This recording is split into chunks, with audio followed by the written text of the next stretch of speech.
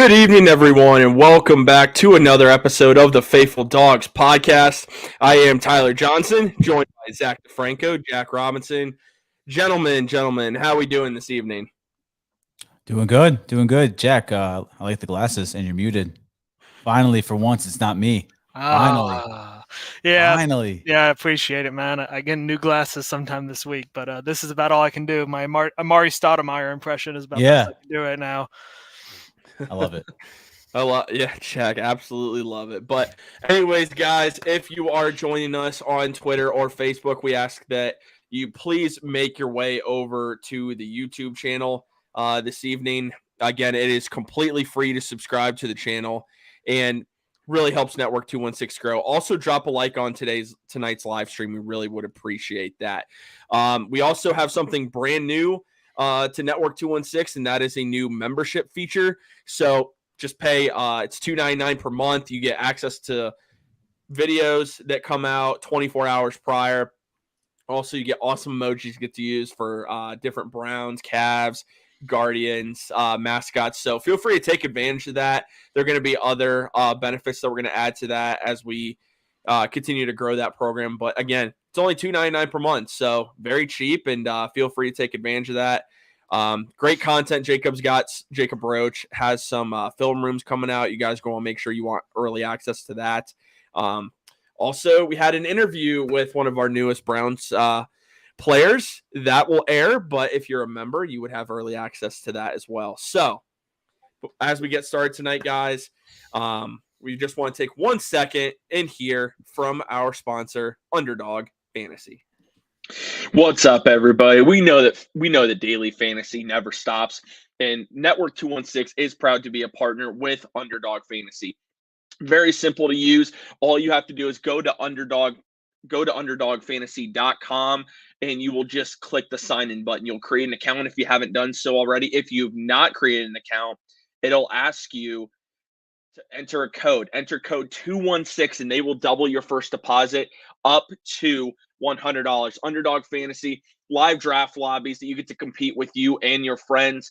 It's no salary cap like DraftKings and FanDuel. You get to go to a draft lobby, pick the players you want, or you can do daily pick'ems, which give you access to all the NFL and NBA games for you to make your picks every single night. Again, go to underdogfantasy.com or use the Underdog Fantasy app on iOS or Android. Use code 216 to double your first deposit up to $100. Sign up today. And gentlemen, obviously the NFL draft was this past weekend. The Browns made a lot of interesting draft picks this weekend. The thing we want to discuss tonight, we're going to obviously talk a little bit about the draft, but the main thing we want to discuss is whose futures are going to be impacted by some of the draft selections that the Browns made. Now, the first one that comes to mind, the Browns selected wide receiver Cedric Tillman at pick number 74. I know, Zach, we were live and we were talking about how this was a little bit of a surprise, just given the fact he is a little bit of an older prospect. Jack, we kind of wanted to get your perspective on this, and then we'll talk about the player that we think this affects the most. What were your thoughts on the Cedric Tillman pick? Oh, dude, I was actually really happy about it. And while I wasn't expecting a wide receiver, I had always kind of kept it, there. Like, there's a chance if someone falls that they like, that they could take a wide receiver here. Obviously, I think everyone was expecting a defensive end or an edge or a tackle or something. But all I was happy about was, hey, this means 100%. There's no way Anthony Schwartz makes this team. That's the one thing that I really cared about. I thought that actually this was actually an interesting pick, just because of kind of what we're going to get into, is just like who is he really meant to be the replacement for years, like a year or two down the line now? Because I mean, he's obviously in a loaded room, and we have a lot of guys with question marks going into next year. Specifically DPJ and Amari. So I actually like the pick, but I'm curious to see just exactly what it means for the wide receiver room going forward. Yeah, because I mean, he's like your X wide receiver, and Yeah. I mean, he's obviously going to be your guy of the future if you take him with your first pick in this draft. Like, I don't know. Me and Tyler talked about it. We're going to get into it, but right now we got 15 wide receivers on the roster. You're not going to go into the season with 15 wide receivers on the roster. So yeah, and next year it's going to look. I think it's going to look a little different, and we're going to do that in a little bit here. But yeah, the Cedric Tillman pick for me, I loved it once I was able to really learn more about him as a football player, and he also played his best football against the best teams, Alabama and Georgia. Nearly 500 combined yards against them over the 2 years he played against them. So I love the pick. And I think, guys, the player this affects the most, their long-term future with the Browns, we already kind of had some questions regarding this player's future, but I think the writing now is on the wall. This is probably going to be the last year that Donovan Peoples-Jones is a member of the Cleveland Browns. The reason I think this, they play the same position. Both are ex-wide receivers. DPJ, I think, is just going to be more expensive than what the Browns are willing to pay. And I feel like if you can keep Amari Cooper around another year, that's the route they're going to want to go, I believe. And let DPJ go get paid somewhere. If the Browns aren't going to be that team, let him go get that paycheck. So I think he's going to end up replacing DPJ. What are your guys' thoughts on that? Yeah, I mean that would be the most logical conclusion that you would make. Obviously, that's all dependent on really how the contract talks between him and DPJ turn out, or between the Browns and DPJ turn out. But I mean, just considering just how much these wide receivers have been going for in the last couple of years, I think it's pretty good to say that the Browns don't want to invest that much capital into their number two and would rather have a guy like Cedric Tillman kind of fill in that role and get basically the same looks, the same schemes and everything built around him, because it's just easier. And I think Amari is just too good of a player for you to get rid of, and it will rely on DPJ and Cedric Tillman moving forward, unless, something happens where they say, oh, we get T Higgins in free agency, which, I mean, who knows if that's ever going to, if that's even going to be a possibility next year. But I definitely think DPJ is the most likely guy out, even though I love DPJ, but I think it makes the most sense. Yeah, I mean, I think another wide receiver that you probably should be sweating right now going into this offseason. Honestly, I think it's David Bell too. I think David Bell should be a little worried of what kind of spot he's going to make. I know he'll probably make the roster just because, obviously last year was his rookie year. And I mean, I think Corey Kinnan said it when he was on our show. One of our guests on the draft show said, like, he was fine for the production that he was given last year, but you go out and get Elijah Moore. You still got Amari Cooper. DPJ is still going to play a role this year. You draft Cedric Tillman, so, Joku, all that stuff. So I would say that's another wide receiver, but definitely Donovan Peoples-Jones. I just feel like if there was an extension coming, don't you guys think he would have probably gotten it by now if that was the case? And then at 74, yeah, you take, maybe they wanted Hyatt, but exactly, Keith. I think Tillman was insurance just in case, because I think Andrew Berry has his price for every single player on the roster. Same thing he did with Jarvis Landry. If you're not going to take it, go see what you can get in the market then. Like, we're not going to stop you. So we're not going to pay too much to keep you on this roster. And we already got money funneling into, now we're going to have to pay Elijah Moore once his deal's up. Amari Cooper, who knows how many more years Watson wants him here. That might be Watson's boy now. I know Watson likes DPJ too, but that's why you get Tillman. Now you got a rookie deal, solid wide receiver that literally replaces what DPJ gave you. Yeah, and I think the thing is that Andrew Berry has been very proactive with extending guys that he thinks are like cornerstone players. Like Jack Conklin gets extended, Wyatt Teller gets extended, Nick Chubb gets extended. All these guys that you look at and you say, these are guys that we need on the team. Like even a year or two out from their deal being expired, he goes out of his way to extend them. So I think that if his guy that he drafted DPJ, if he was a guy who he was going to extend, he probably would have already done it this year or sometime before the season. So if that doesn't happen, I think that that's kind of a marking of where that relationship is going in terms of like whether or not we're going to see him in a Browns uniform after this season. Yeah, and I think another comment here from MC Lawrence. Great comment, Keith. By the way, guys, drop your comments and questions for us as we get to all of them throughout the show. He says, big Tennessee fan, watched almost every Vols game. The thing I like is he's a beast when he gets the ball, very hard to tackle, and that's absolutely what Cedric Tillman is. It's not a slight to DPJ, but the fact that he is a 6th-round pick still on the roster right now is remarkable in itself. And if they don't believe he's a guy that you want to pay big money to, it's unfortunate. Like, good teams have to make hard decisions. You can't pay everybody. You can't do it. Like, and there's another conversation about some of the other guys on the roster, just with the draft picks we made, like, that we'll talk about. But guys, we can't pay everybody. That's just how it is. You have a quarterback that's making the money Deshaun Watson is going to be making. You're going to have a conversation about Nick Chubb here after this season too. That's going to be uncomfortable. So that's just kind of where we're at. You can't keep everyone. And unfortunately, as much as we like DPJ, I think he would be the odd man out here. And I have a feeling that Watson might have had something to do with the Tillman draft just by wanting that type of receiver on offense, that type of big body possession receiver. So, and also, hello, Father. Thank you for joining us. Always appreciate that. Keith says another need. Another thing the Browns need to start doing is letting their players go to get comp picks from the draft. I don't disagree with that. Good teams do that. I think we're going to start seeing that from the Browns.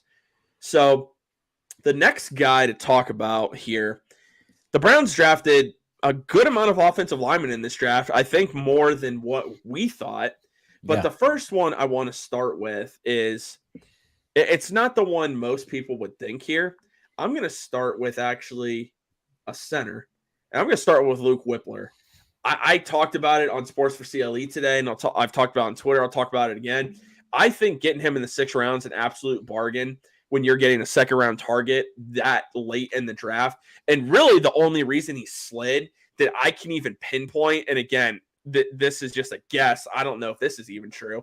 He just doesn't have the physical traits that you want. He's 6'3", 302 pounds, so he's not the biggest guy, but he's a good football player. He declared for the draft as a junior at the center position because he thought he was probably going to be a higher pick.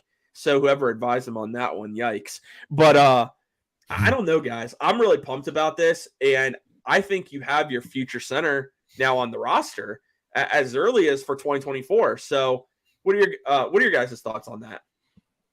I like it because Pochik is what, 1 more year that we give him, or was it 3? It was 3.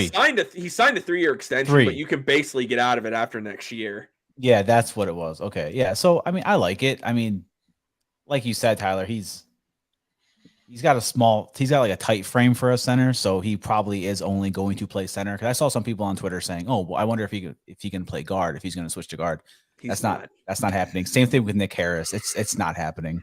So yeah, no, I don't. I think that kind of shows you a lot about where they're looking at the future of the offensive line is that center position. You know, because if anything, if we do keep Pochik, he can bounce over to guard. I think he's more of a reliable option there. I know we'll get into the tackle, but Hudson, I'm not sure. I don't know if you know him a lot, Tyler, when it comes to like that. But if he can play inside, outside, I'm not sure. But I know he's more of like a swing tackle. But so I'm just saying, like, you got Bill Callahan as your offensive line coach, dude. Like, I love that we took 2 offensive linemen in this draft, especially 2 Ohio State offensive linemen. Yes, sir. I agree. I like that we are really looking for the future, but I also think that last year was a big, like, it was a scare for Andrew Berry where you obviously lose your starter in the first preseason game, and then Ethan Pochich goes pretty much the majority, or like first half of the season, I think it was, doing very well, and then he gets hurt, and then you have to rely on Shelter Froholt, and he's terrible and awful. And I think that he's just like, you know what? Obviously, we can prepare for the future here, but also, I mean, I don't know how injury prone Nick Harris is. I don't know if maybe they just want some extra insurance and be like, hey, we have 3 guys at center position that we can kind of trust in, and obviously they're gonna bring this guy up and make it so that he's ready to go if he needs to play. Those things where they just really want to make sure that they are not put in a situation where they have to start a guy at center who has never started at center before. So I like the pick just because I think obviously 6th-round pick, you basically are future proofing the position, and you just give added depth just in case we have another situation like last year.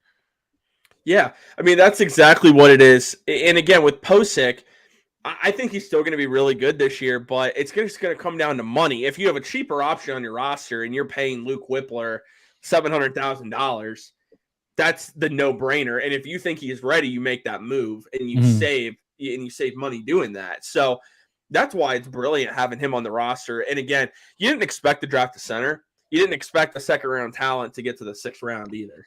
So, and there's no character concerns with him or anything along those lines. He only gave up 1 sack in his 2 years of starting at Ohio State. He started in 2021, I believe, and he only gave up 1 sack. And last year was a great season for him. But if you look at him as like a zone running center, run blocking center, I mean, that proves it right there. Like this offense is going to be a lot of zone runs, pass heavy. So, and he's really athletic as well for a center. So. Very athletic, man. He seriously is very athletic, tested very well. He's actually one of the highest. He might have been the highest tested center at the combine. So he's an athlete. And just to get this guy, it's just a complete steal for Ohio State. I think it's unfortunate. It does mean the end of Nick Harris for sure this offseason. Which we'll wish him all the best because it just never worked out due to injury. That's really all that happened with him. That sucked, but yeah. But again, you got your future replacement. Speaking of future replacement, the Browns also got another one in the draft on the offensive line. I think this guy has the biggest potential out of maybe anybody in this draft class, and that is offensive tackle DeJuan Jones. Now, DeJuan Jones is 6'7", 374 pounds. He's a mammoth of an offensive lineman, and he slid. The biggest reason he slid reportedly was due to some character concerns, questioning how committed is he to football.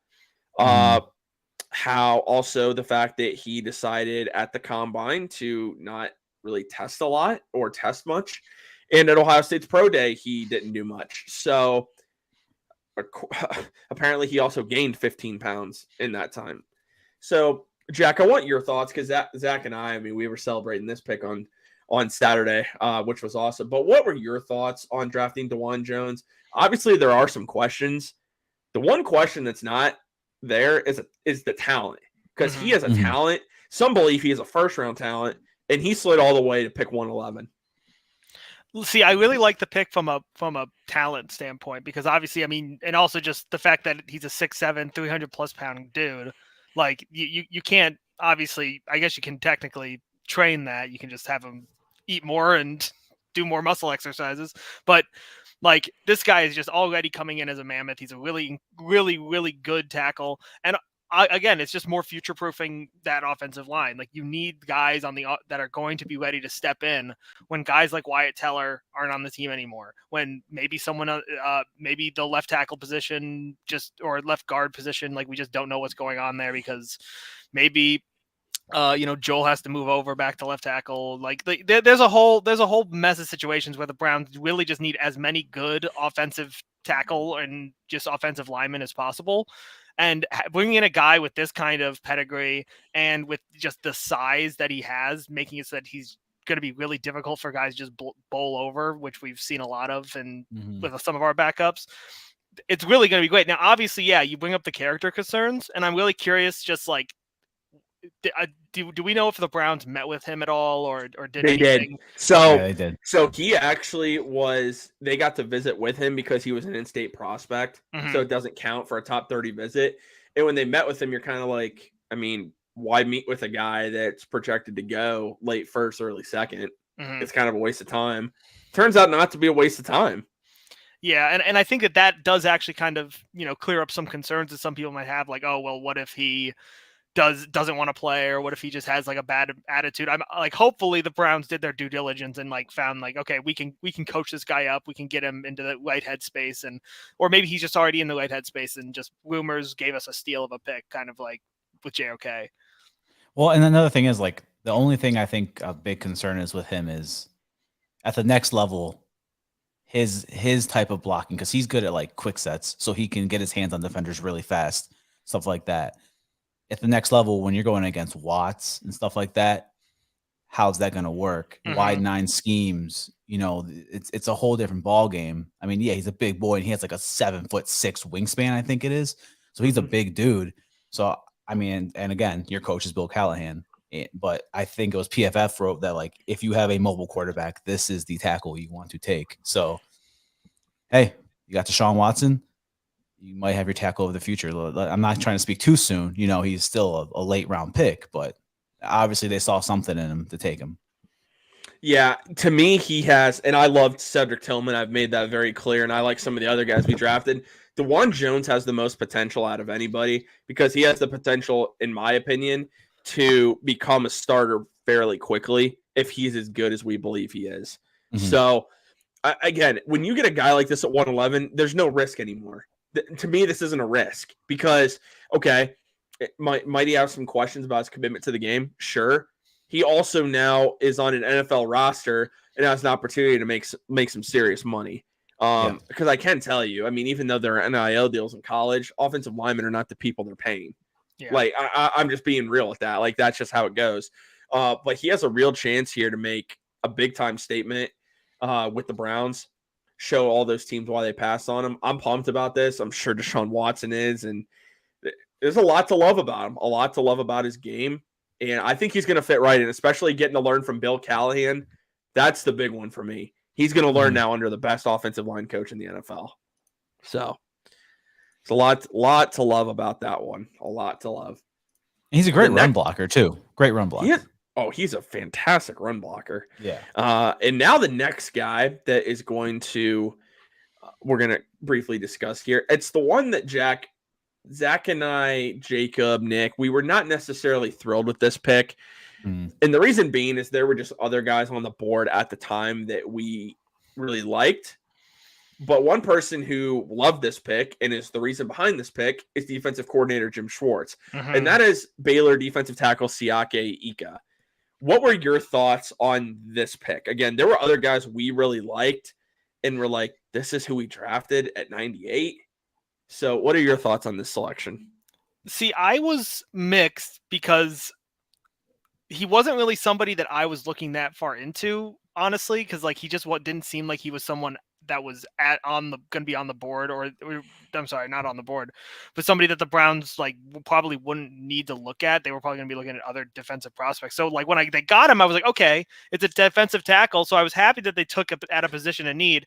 But then I go on Twitter and everyone and all you guys are just you hate the pick. And again, I'm just sitting there like, well, okay, I'm glad they took a position of need, but now I'm not sure about, you know, the speed, the size, these stats that you guys were bringing up, just like regarding just how his last year and all these concerns. So I mean, I'm not really super, you know, high or low. Like I'm glad that we got a guy that's, you know, he's a big run-stopping defensive tackle. Obviously, Schwartz has his hands all over this. He was super hyped to get this guy. So there's things that I can, you know, point to and say, I think that the Browns got a guy that they think that they can turn into a starting caliber defensive tackle.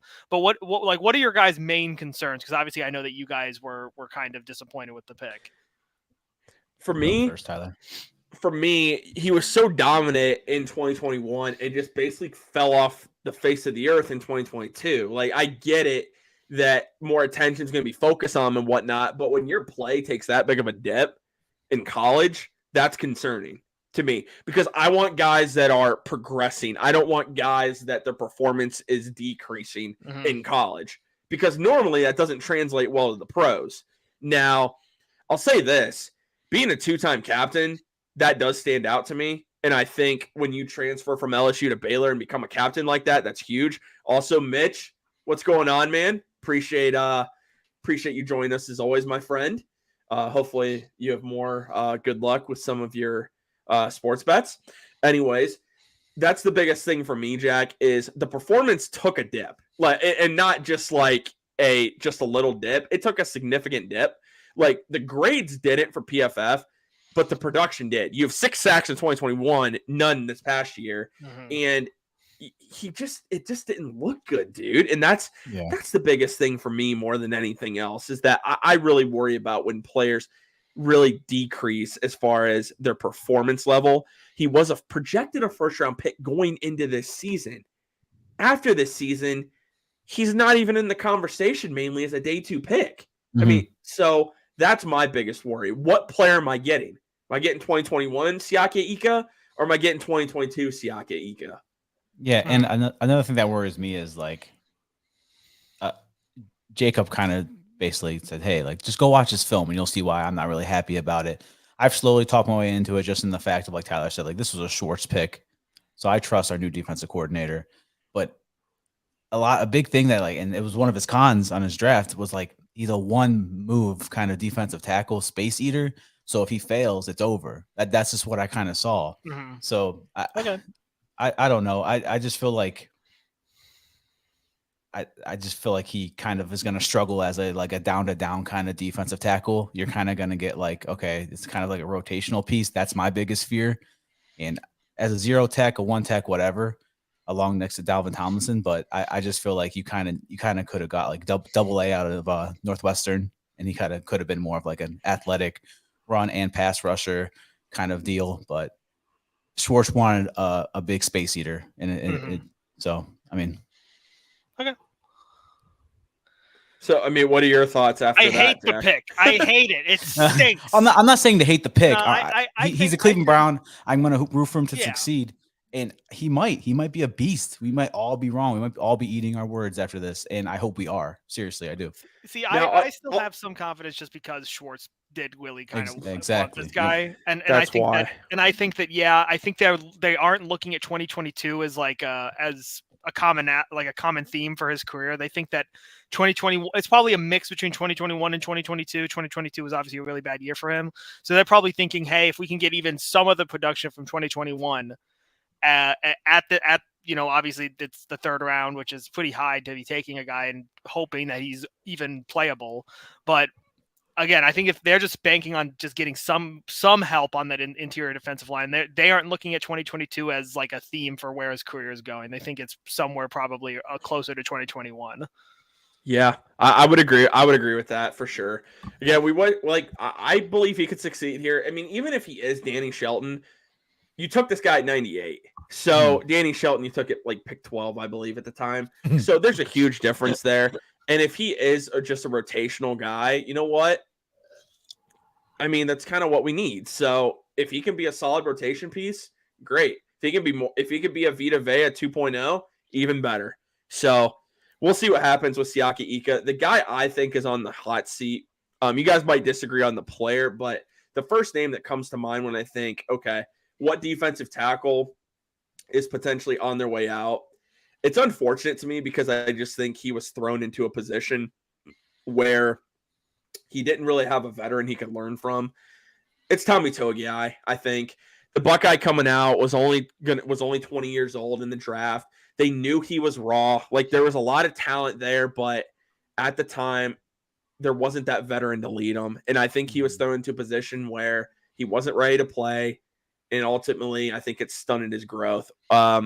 What are your guys' thoughts? Do you think it's Togiai on its way out? You think it's Jordan Elliott? How do you guys feel about I was leaving the defensive tackle room? Yeah, I was leaning kind of more towards Elliott, Tyler. I just feel like it's kind of about time. It's like, I mean, I don't know, but I could see Togiai. He, like you said, though, he really hasn't had that kind of a fair break as a Cleveland Brown these last 2 years. But yeah, I guess I could see that. I could see Togiai.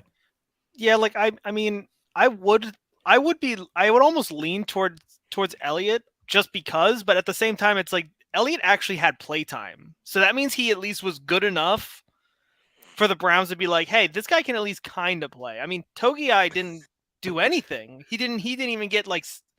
I mean, the amount of times you saw him out there was minimal. So the fact that Jordan Elliott was still getting snaps or even starting the games is a really big indication that Tommy wasn't even good enough to really make a sizable role for himself on the team.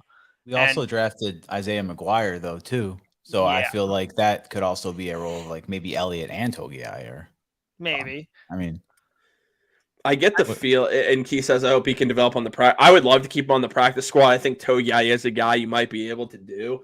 There might be also a crappy team that's like, let's give him a shot. He's still a really young player. So we'll see what happens there. I think Elliott has a better chance to make it because Jack, he did get starter reps I mean, again, the defense tackle room was terrible, but he did get starter reps. And Myles Garrett seems to really be pounding the table for Jordan Elliott this offseason. So just something to keep an eye on. You know what? I mean, I trust Myles with what he's seeing every day. So we'll see if Jordan Elliott's made any improvements. And sometimes some of these guys are late bloomers. Maybe Jordan Elliott can be a valuable contributor this year. So we'll see what happens with that. Zach, you kind of went into the next player to talk about. And that I'm kind of glad you did that. That worked out really well with that transition. You're welcome. You're welcome. That is defensive end Isaiah McGuire out of Missouri. This is a guy that was linked to the Browns throughout the entire draft process. Do high testing numbers, age, all meeting the guardrails the team normally looks for. He ended up being the selection for the Browns on day 3 of the draft.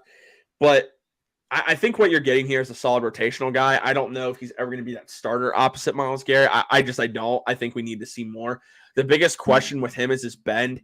Is that good enough at the NFL level? Because he's a very stiff player.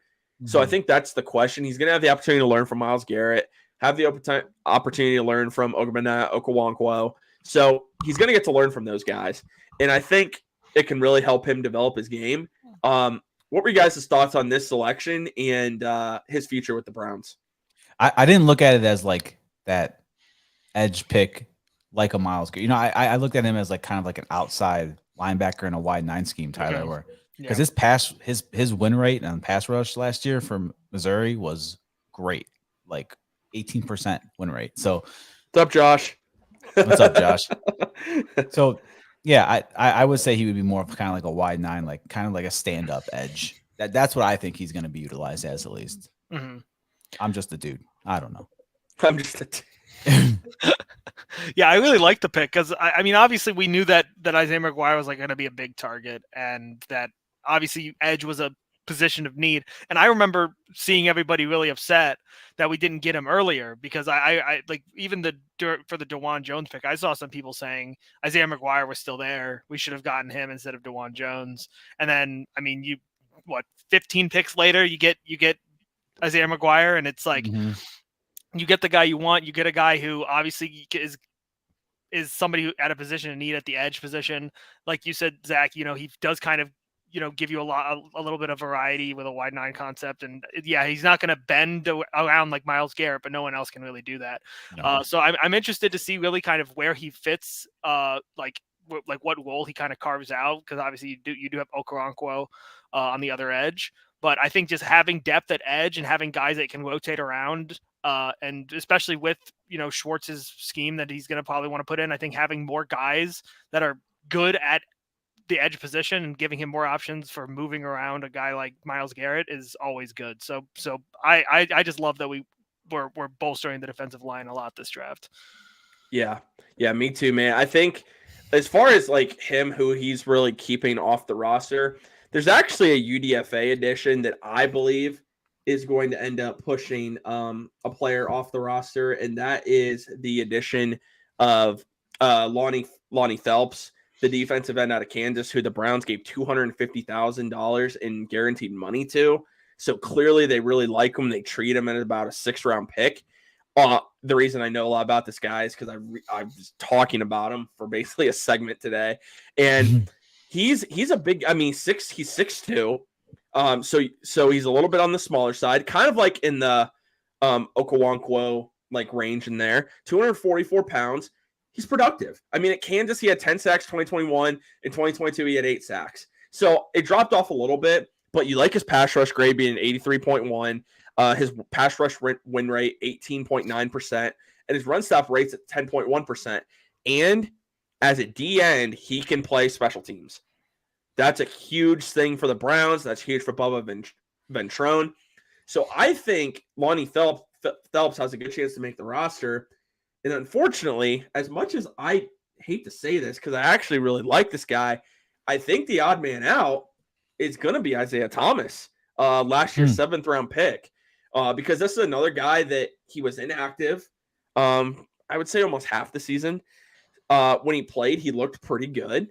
But now the Browns are giving guaranteed money to Lonnie Phelps, who I believe is either making a little bit more than Isaiah Thomas or exactly the same amount as a UDFA. So what do you guys think about that potential battle at the defensive end spot?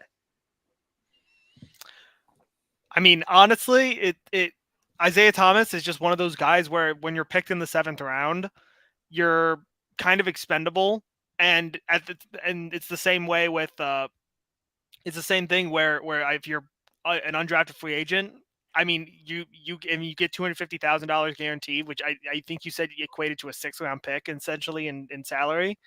Like, I mean, it's really going to come down to how can you produce in camp. Like, I think both of these guys are going to really have to fight it out. They're both going to be kind of on the bubble, really, just trying to figure out like who can they use better, who's going to show the most progress. I mean, I still like Isaiah Thomas just because of his funny tweet when the MJ documentary came out, but it's just one of those things where I can't really tell what the Browns are going to do until probably training camp, where they get a better idea of really how Isaiah Thomas has progressed and whether or not they're getting what they want out of this undrafted free agent.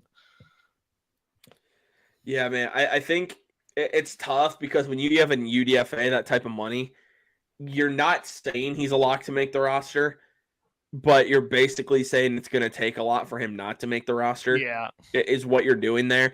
And I think the Browns are in a kind of a nice position. I think Isaiah Thomas is someone you could stash on the practice squad, I think. So that's something to keep in mind too. That's going to be a really good battle throughout camp. Lonnie Phelps is a guy that just has an endless motor. And you need players like that, especially guys that could be rotational, to have. Not every player has that. And he does. I mean, if you watch him, that's the type of player he is. And Kansas took a huge step this year, and he was a big reason why. And even in 2021, when they were terrible, he had 10 sacks. Yeah. So, I mean, he's a really good player. PFF had him as the 179th best player in the entire draft. So they had him with a draftable grade. So Andrew Berry went out and got some really solid UDFAs, I would say. Another kind of like outside linebacker because he runs a 4.5. I don't know much about him. I'm kind of just looking into him right now. But no, you're good. I would say primarily D end. For the just from what I've looked at him, I would say that's probably what he's going to be. Maybe they can. I mean, again, they're going to experiment, I'm sure, with some of these guys. Yeah. That's what rookie mini camp is for. But I think for the most part, he is going to end up playing on the line. But again, if you have a guy like that can really get after the quarterback, there's so many packages that Jim Schwartz could cook up with so many of these guys on the field. But it's going to be an interesting one to monitor. The other replacement that the Browns got in the draft, and this is a future replacement, a lot of fans questioned this pick.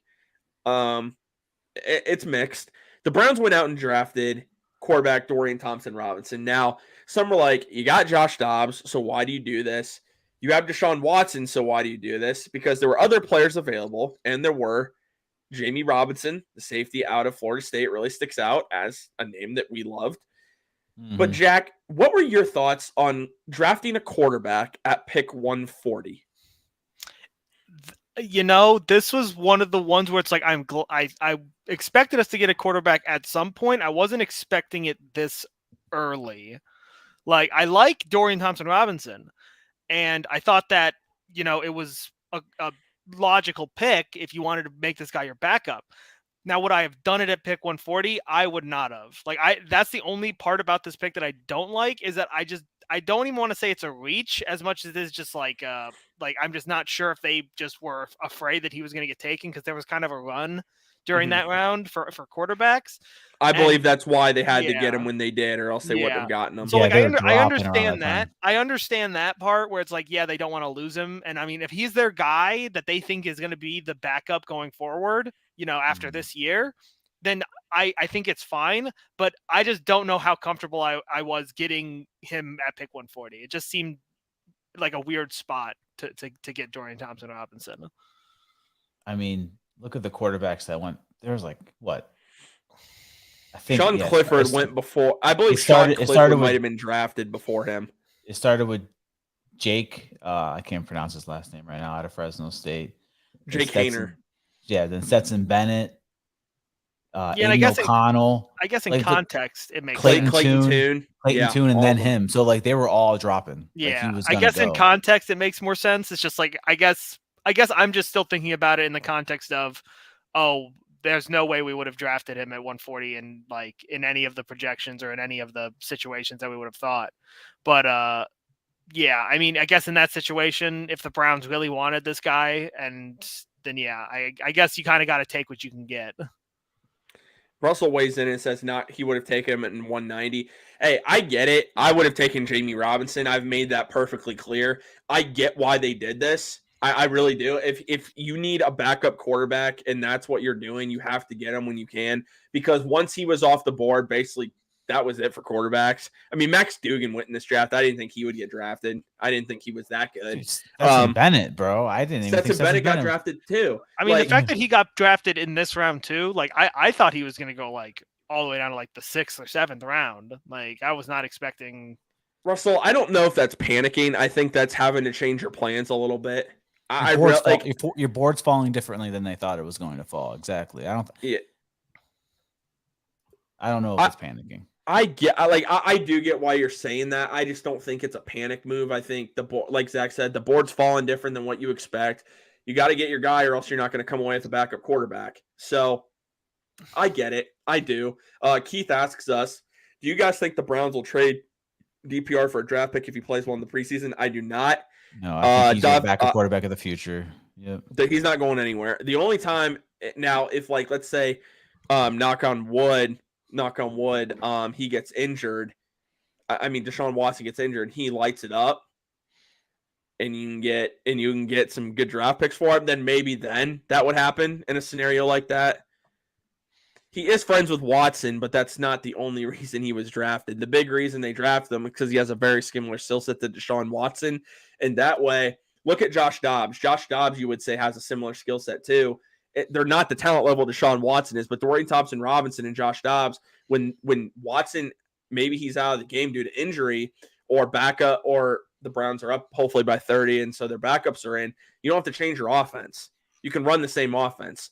Unlike last year, with Jacoby Brissett and Deshaun Watson, 2 completely different offenses. And that's not what you want with your backup quarterback. Okay, guys. We do have some other players to talk about here, but Dorian Thompson-Robinson, obviously, we probably would have gone a different way. I think we understand why they made the selection. The final drafted player to discuss here, and I say drafted because there are some UDFAs I think we need to discuss as far as just players that are going to be replaced here in the very near future. The guy we took at cornerback is interesting. Cameron Mitchell. He can play slot. It's rumored that he can play safety. We'll find out more about that when Jacob Roach does his film room on that. Again, guys, that's going to be available on the YouTube channel here in the next couple weeks. So make sure you subscribe so you don't miss that content. But Dane Brugler was very high on him, had him, I believe, as the 97th ranked player. That's huge. And they got him when they did really late in the draft as well. I think what this says, guys, you have Cameron Mitchell will have time to learn this year, I would say. But I think it tells us this is AJ Green's last year as a Cleveland Brown. What are your guys' thoughts on that and the selection of Cam Mitchell? Yeah, I mean, I think that just when you look at the current, DB room, and you look at guys like Denzel, who's on a big contract, Greg, we don't know what's going on with Greg. Obviously EJ Emerson is a lock, and it kind of comes down to, who are you going to want to pay AJ Green? Because I mean, AJ Green is a fantastic player. Considering how he came into the NFL and how he's progressed year after year. And I mean, props to him. He deserves to go get paid somewhere. I just don't think the Browns want to invest that much money into, their 4th cornerback. So, I mean, I think that makes perfect sense. You let him play out this year. You let Cameron Mitchell kind of, find his way into the defensive scheme and get a role. And then obviously AJ Green goes someplace else and gets paid money, because he's gonna get paid money, just because he's shown incredible progress for the past 3 years that we've had him now. Mm-hmm. So yeah. I mean, he's gonna. That's a UDFA. He was an undrafted free agent signing, and I still believe he might be the highest. Actually, Andre Carter, who the Vikings signed from Army, I believe, took that title. But for a while, AJ Green was the highest ever paid as an undrafted free agent signing. Yeah. So, I mean, he's going to get paid somewhere. And I think just Cam Mitchell, just you bring him in, and I mean, he already has chemistry with guys like like Greg Newsome. He already kind of knows his role in the scheme. So I think that's going to be just one of those things where it's just a clean transition after next year, where Cam Mitchell just kind of fits right in. This is your physical slot corner right here, dude. That's what it is. I feel like it's kind of appeasing to Greg Newsome too. Like, hey, like you're probably not going to play in the slot this year, Greg. So here you go. Here's proof. So I mean, Tyler, what do you think? Do you think he's going to play more out wide? Or do you think he's going to be your slot corner? I think he's going to be your slot corner, if anything. I'm really curious to see how this unfolds this year, because I do think he's going to play in the slot, but I also don't know if how much playing time he's going to get this year. I just don't, because I mean, he has AJ Green, Martin Emerson, Denzel Ward, and Greg Newsome in front of him. Like, I mean, regardless if he is the guy they believe is playing in the slot, I don't see them taking reps away from Emerson or AJ Green at this point. Like, I think if Mitchell wants to get on the field, one, he's going to have to earn, and I think that's perfect, the level of competition. So I don't know how many reps he gets. But I do believe he is the future slot corner. That I do believe. It's just a question on how many reps he's going to get this year. And honestly, we probably don't want him to get many reps this year, because that means we've stayed healthy. So, yeah, sure. I mean, but like you said, Zach, I think it's good. You're getting a former teammate of Greg Newsome. They're very familiar with one another. Cam Mitchell's a physical corner too. I think it's an overall good draft pick, even though it wasn't someone I really looked into that much, or really any of us really looked into. I mean, I had no idea at all about him until I just saw that they were getting a guy out of Northwestern, and I'm like, oh, so did he play with Greg? And when I looked, and I mean, him and Greg, when they played together, were like lockdown corners. Like they were good. That's the reason Northwestern was a good team, for a reason. And Newsome and Mitchell are a big reason why that defense was as good as they were in 2020. So just something to keep in mind. I think he's going to be a sneaky good player, and I really can't wait to see how he develops. Yeah. Now, guys, some UDFAs. We're not going to talk about every single one of them, but just a couple that stand out to me. Again, I've talked about a lot of these guys today, because Sports for CLE is mainly what the fans want to talk about. We're undrafted free agents. Mm-hmm. So a guy that really stands out to me, and it's not only just because he's an Ohio State Buckeye, the fact he went undrafted, Ronnie Hickman, coming to the Browns, to me is a steal for a number of reasons. He was projected anywhere from a 4th to 6th round pick.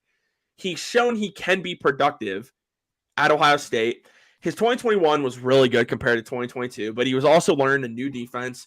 Jim Knowles likes to rotate his safeties, that kind of like we talked about in our interview today with our special guest, that you guys have an opportunity to see tomorrow. We're not going to tell you who the guest is, a new member of your Browns. But he likes to switch his safeties. He rotated with Tanner McAllister, Josh Proctor, and Lathan Ransom, and Sonny Styles even. So that's about a 4 or 5 different guys you're rotating consistently in and out. I think Ronnie Hickman could be a steal, guys.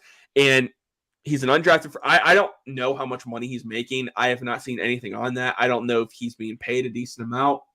But the Browns were really quick to go out and sign him. They nearly drafted him a couple times too. So I'm thinking Andrew Berry had some intel that Hickman was going to fall as an UDFA, and they snatched him up. But guys, I think this is going to be a battle between Ronnie Hickman and DeAnthony Bell to make this roster. Yeah. What are your guys' thoughts on it? Because I think they're going to still go out and sign a veteran safety, right, like Rodney McLeod or Duron Harmon. So what are your guys' thoughts? I think Hickman's more of like that hybrid defensive back too, right? I mean, he played 762 snaps at Ohio State in 2022, where that was his breakout season.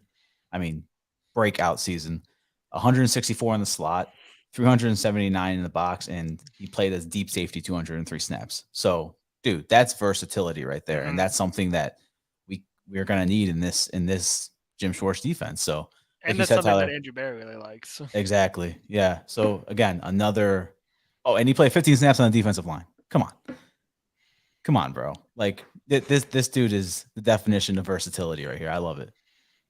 Yeah, I really hope that he finds a spot on the team, because I think that having a guy that can do so many different things means that he has more chances to kind of find a spot on the team, even if he doesn't maybe get in it, at the safety position, even though I think that would probably be the smartest place to keep him. I think that's that getting him undrafted is such a great opportunity for the Browns to really kind of establish a real rotation in that safety position. Because I mean, obviously, we know that Grant Delpit. We don't know what his contract situation is going to look like after this year, and having him and Anthony Bell there, and then of course, like you were saying, he's able to move around. You're able to put him in different positions on the field. I mean, I don't know how Jim Schwartz isn't going to love having this kind of versatility, especially, you have guys in this linebacker room that can also do a lot of moving. I mean, there's going to be a lot of interesting schemes where you have a bunch of guys in the box or a bunch of guys on the line. And I think that Ronnie Hickman can really benefit this team. And I think, and to acknowledge what Keith said, Jim Schwartz did want Ronnie Hickman. I think that's been clear too. The Browns nearly drafted him on 3 separate occasions, just for what it's worth. I think they really like Ronnie Hickman. Can't wait to see what he does for them. I've reached out to Ronnie Hickman about making a Network 216 appearance. Have not heard back, but we'll see what happens there. Anyway, guys, real quick before we wrap up the show, we do have a great new trial partner with us, and that is BetJack. The good people over at BetJack do a fantastic job. Where it's awesome to be part of a local business first and foremost. We're going to put the link in the chat here in just a second, but just a great offer they have right now, and this is for first-time users.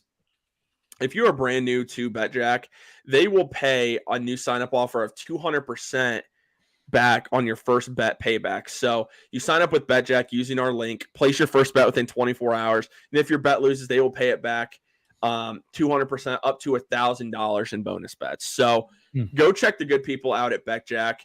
Tell them Network 216 sent you, and hopefully you guys go win some money. Go take advantage of that great offer. Because like I said, the link is there right there in the chat for you guys.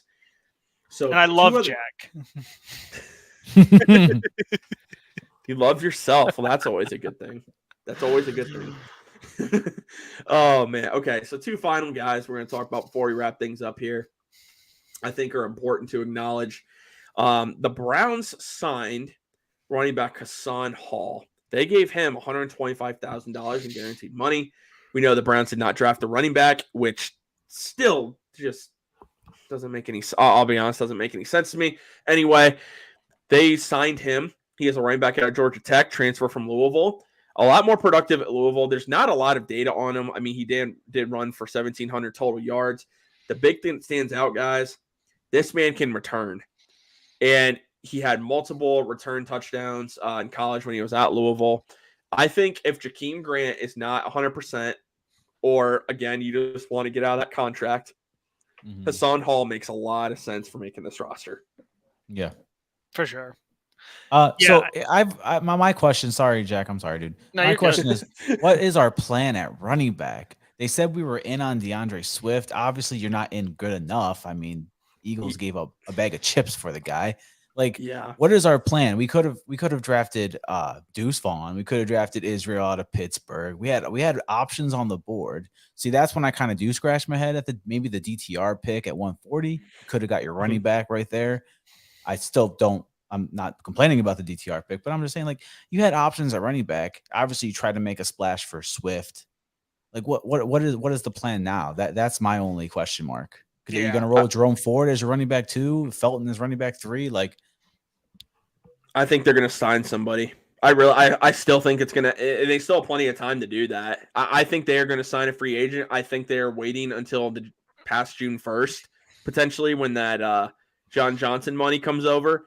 I don't see them being a player for Leonard Fournette or Ezekiel Elliott. I think a guy like Justin Jackson, someone who's been around the league for a couple of years, is someone they could look at there.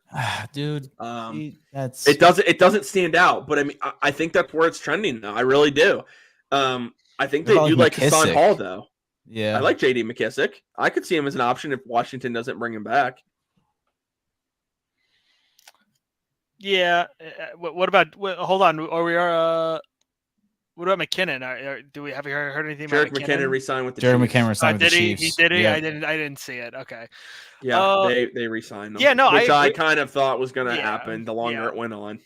I'm curious. Have we heard any updates about Jakeem Grant at all? Like, since obviously we know he's back with the team, but That's all we know. We don't know how he's progressing or anything along those lines.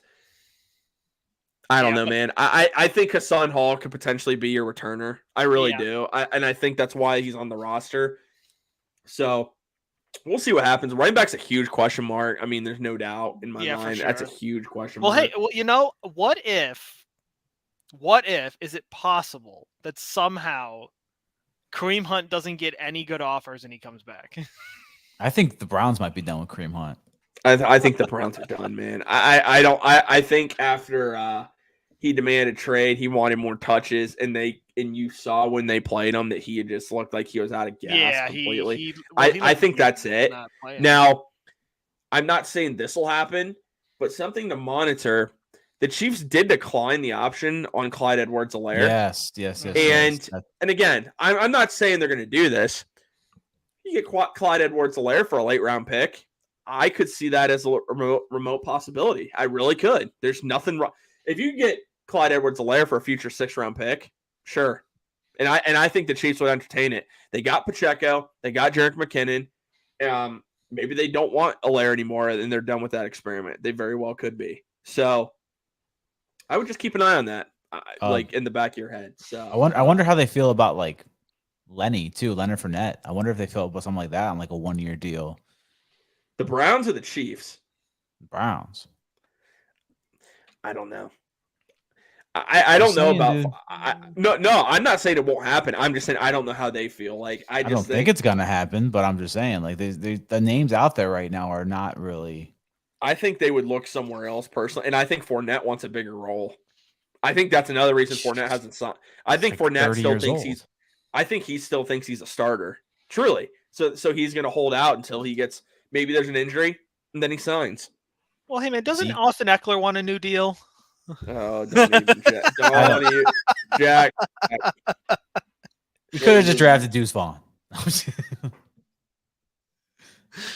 You're in timeout. You were in timeout. What? For 30 just for that comment. Dude, just for that comment. Move me over, man. Watch us do it now, dude. Watch it. Watch something like that happen. I mean, hey, I somehow spoken. I joked into existence Deshaun Watson getting glasses. Traded, so I mean, it's the glasses. It did. It's the Amari Stoudemire, man. Yep. All right, gentlemen. We got 2 more players to talk about, and then we'll wrap things up here. First off, another player that the Browns gave guaranteed money to. They gave him $250,000. So again, significant amount of UDFA money. That is linebacker Mohamed Diabate out of Utah. Talked about him today. I don't know. Like, he's really good at getting after the quarterback, even though he doesn't have a great amount of sack numbers.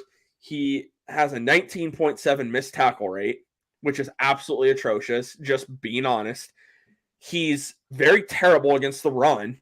Like, I don't really understand the point to this. I'm being honest. I don't understand the point to this signing. Out of all guys you could have gotten, possibly drafted, or UDFAs, you go after a guy who I don't think is good at all, for one, and you give him $250,000 in guaranteed money. So any thoughts on this? I think it's truly terrible. And if this is your competition for Jacob Phillips, I guess.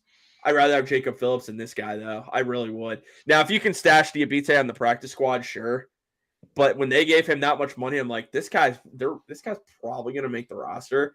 And I just don't see it. I mean, he flies around, yeah. He plays reckless, which you kind of like as far as a linebacker. But the dude is just really inconsistent and bad at tackling. Great. Yeah, I mean, that is a glowing review. First impression, perfect. I know nothing about this guy, guys, so I'm just gonna kind of sit back here. Well, and when I talked about him earlier, I wasn't just directly slamming the guy. Like, I did talk about what he did well, but I talked about concerns too. I have more concerns about him than I do like this guy is a solid addition to the linebacking room. That's how I see it. Now, the final guy that I do kind of like here is Charlie Thomas out of another Georgia Tech player. The Browns really apparently love Georgia Tech players in this draft, which I thought was interesting. And that is Charlie Thomas. Now, Charlie Thomas is a linebacker out of Georgia Tech. The thing about him, some believe that he has the ability to play safety as well, that he is that type of athlete. He's 6'3", 216 pounds. So he is a bigger guy. 75.6 pass rush grade, run defense grade 58.8. So you don't like that, but again, this is a UDFA signing. But already these numbers he's more of an all-around player than Mohamed Diabate. Coverage grade is 70.1. Missed tackle rate only 11.5%. So a huge difference there. 92 tackles this past year. He played 113 slot snaps. Just to give you guys an idea. He played 100, and the year before, 208.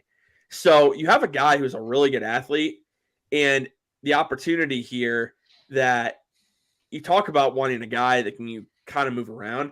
I think Charlie Thomas can be that guy, and I'm really surprised that the Browns gave the guaranteed money to Diabate, but not Charlie Thomas, because Charlie Thomas is a guy that I think has a better chance to make the roster.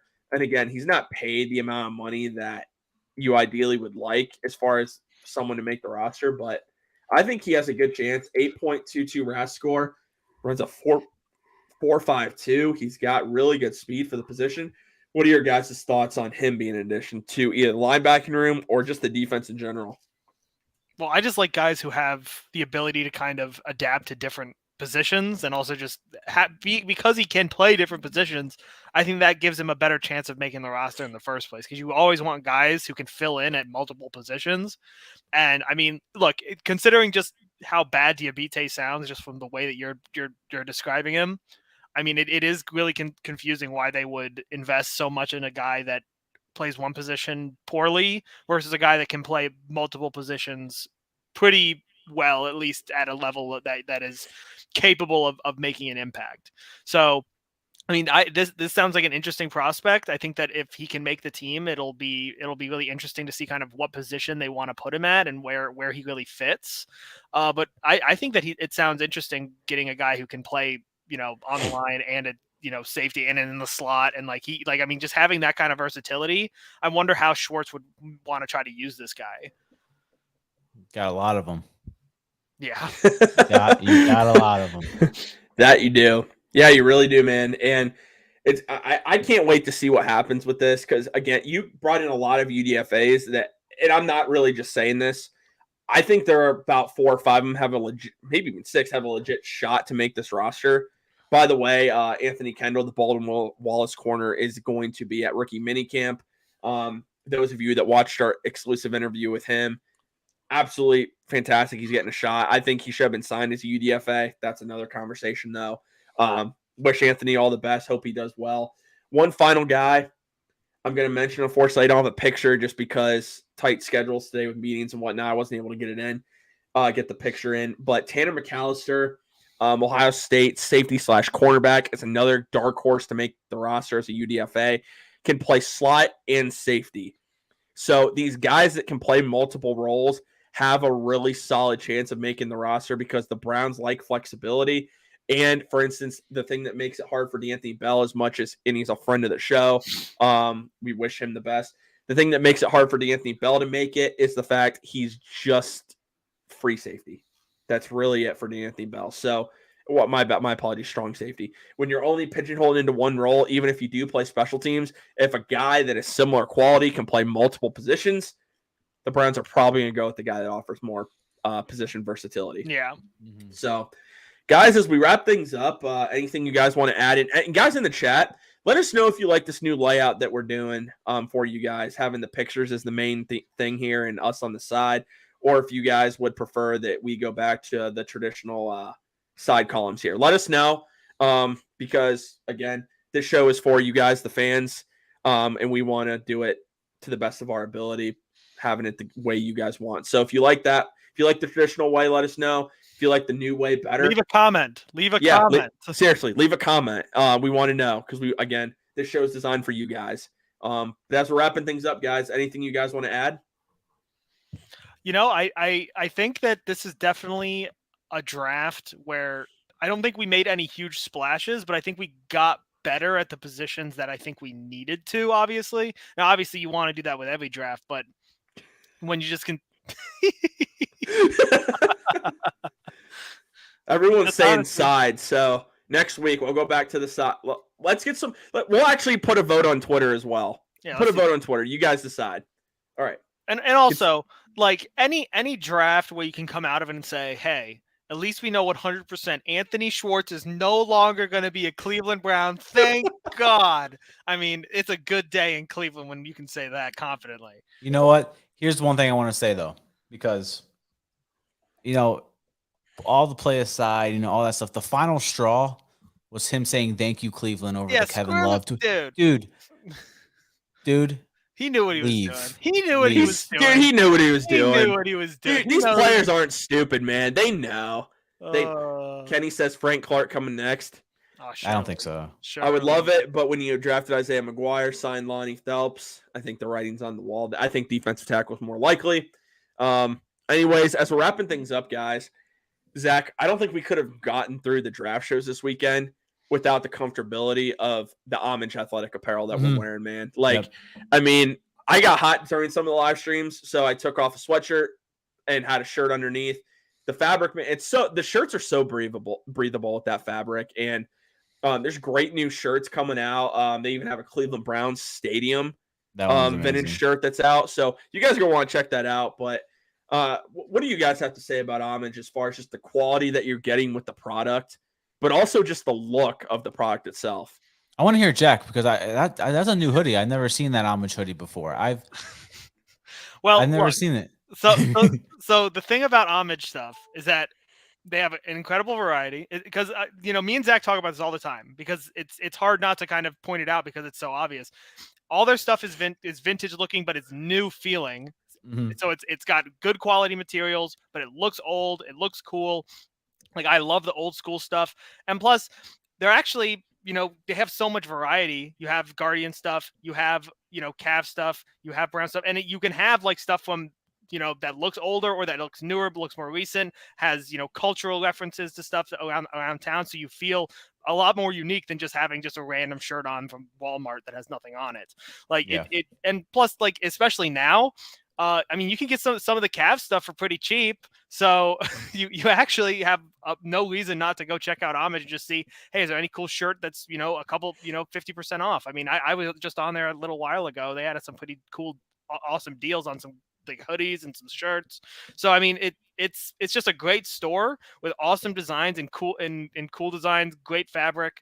And I mean, especially now, because we're in spring in Ohio, so obviously it's supposed to be warm, but it's like a 50-50 chance. So you need to make sure that you're stocked up on hoodies and on t-shirts, because you never know, like, hour by hour what you're going to need. Snowing yesterday, raining today. It'll be 80 degrees tomorrow. You never know. That's right. I got you covered. That link I posted, that's the Cleveland Brown Stadium shirt. It's awesome. I got mine.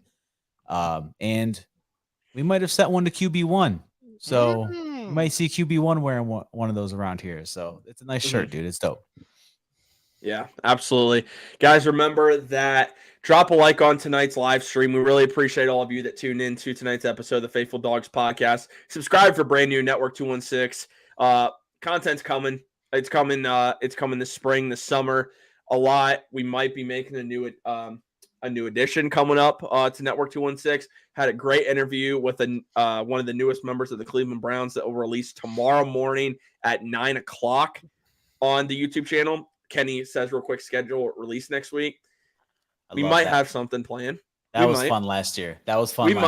Kenny, we might have something planned, but we don't want to dive too much into details, man. You gotta go over the Twitter account at network_216 on Twitter. Listen, but you've got to subscribe to the YouTube channel and ring the bell so you get updates when we post our new updates for when we're gonna look at the schedule. So Jack, yeah, absolutely. Man, you're always on on point. I'm not kidding.